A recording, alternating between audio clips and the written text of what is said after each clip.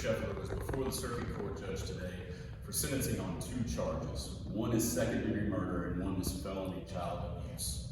On the felony murder charge, or the second-degree murder charge, he received 30 years in the penitentiary, suspended after the service of a 20-year active sentence.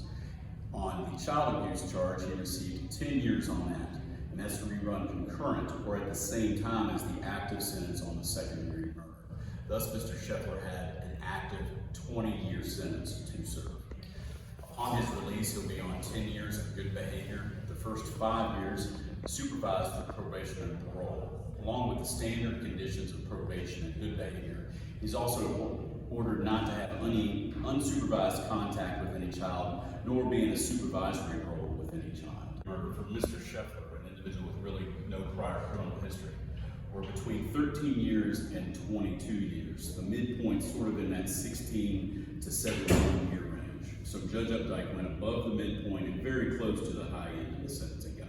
The Commonwealth Attorney's Office is very satisfied with this outcome.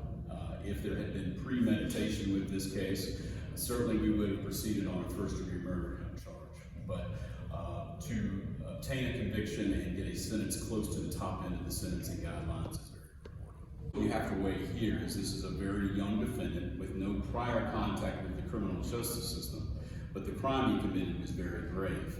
So even with that lack of prior criminal history, when you have the intentional death of another individual, in this 72-day-old infant, the sentence that we received today, I think, was significant but also appropriate. The County Sheriff's Office for the thorough investigation of this crime and allowed us to not have to go through a full trial in this matter, save both sides of the family from what would have been a very heartbreaking trial.